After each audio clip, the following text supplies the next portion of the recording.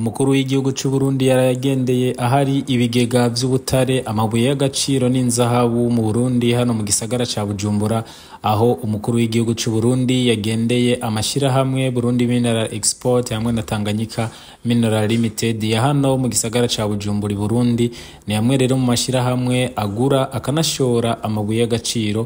Umukuru w'igihugu c'u Burundi yagendeye ku muhinga mukuru wa gatandatu igenekerezo rya 18 Gitugutu 2025.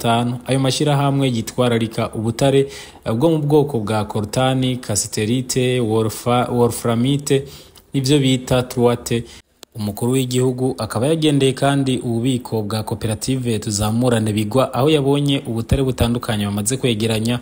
Akaba yagendeye kandi ishirahamwe Bakagem Mining Burundi, ishirahamwe rimaze gutora ubutare butandukanye mu Burundi, aho iryo shirahamwe rimenyesha yuko ubwoko 41 bw'ubutare aribwo bumaze gutorwa mu Burundi, ndetse iryo shirahamwe rigasaba yuko ryohabwa uruhusha kugira ngo ritangure kwimba ubundi butare bataratangura kwimba. Umuyobozi mukuru waryo rero Bahati Kayombo akaba rero yabimenyesheje igihe umukuru w'igihugu yari yabagendeye. Akaba yagendeye ibigega iryo shirahamwe rimaze kwegeranyamwo ubutare.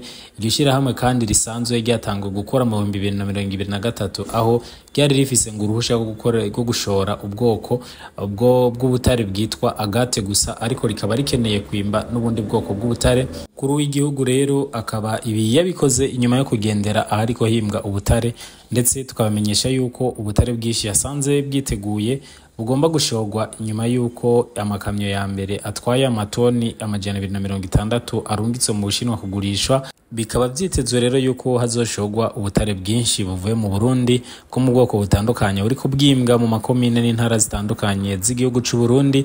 Umukuru w'igihugu rero tukabibutsa yuko yamenyesheje abene gihugu yuko ubutare ubusanze mu itongo, ubutare atari ubwagwawe n'ubwitongo ari gwawe, igihugu kizoheza kiguhe umuzibukira, hanyuma igihugu kibandanye cimbe ubutare.